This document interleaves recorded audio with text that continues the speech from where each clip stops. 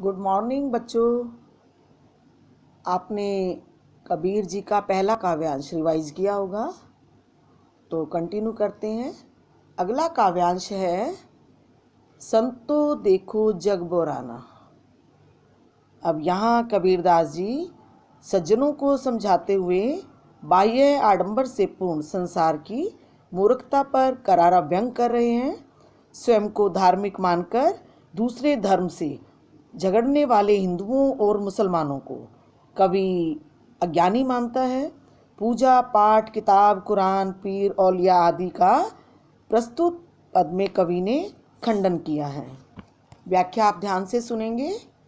संतो देखो जगबोराना, साच कहो मारन धावे झूठे जगपतियाना। अब यहाँ कबीरदास जी सज्जनों को, संतों को संबोधित करते हुए संसार के पागलपन से दुखी हैं। वे कहते हैं कि संसार का तो बड़ा अजीब हाल है। यदि सच्ची बात कहो तो मारने के लिए दौड़ते हैं और लोग झूठी बातों पर विश्वास करते हैं।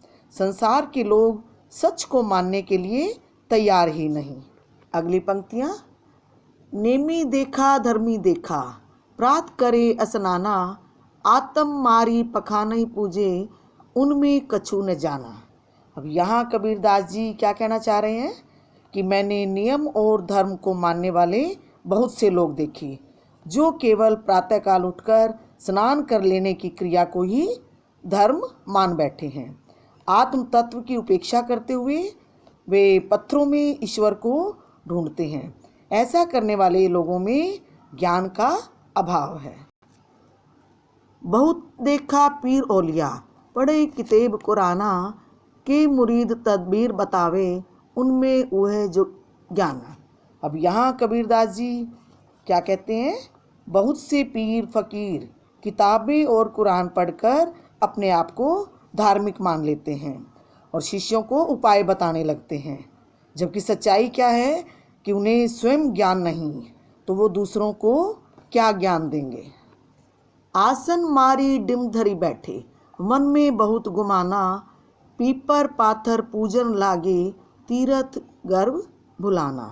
अब यहाँ कबीरदास जी का मानना है कि ये लोग अहंकार से भरकर आसन जमाकर बैठ जाते हैं। इनके मन में तो घमंड भरा हुआ है। ईश्वर और मनुष्य के लिए स्थान कहाँ है। पीपल के पेड़ और पत्थरों को पूजने वाले ये लोग असली तीर्थ को अहंकार के कारण भूल गए हैं। आगे देखिए। टोपी पहरे माला पहरे, छाप तिलक अनुमाना, साखी शब्दई गावत भूले, आत्म खबरी न जाना।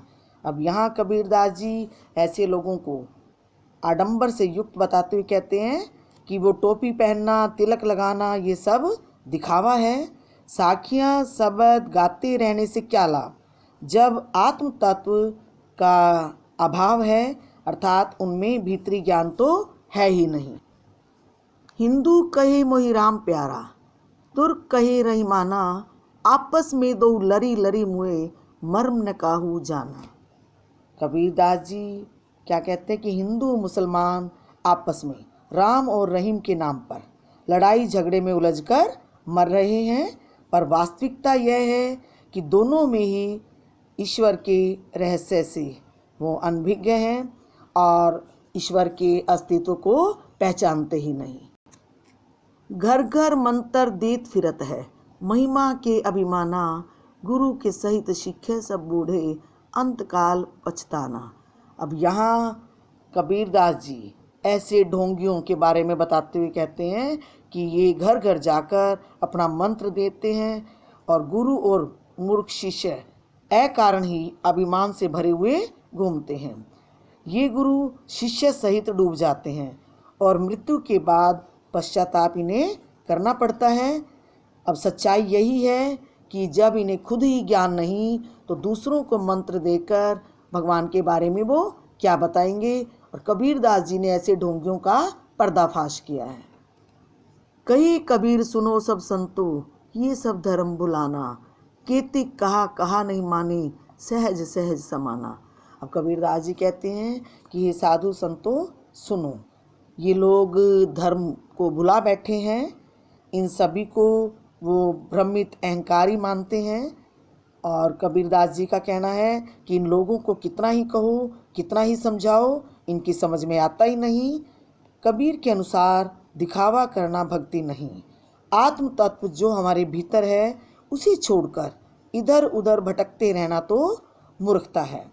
ईश्वर बाह्य संसार में नहीं, हमारे भीतर ही विद्यमान है।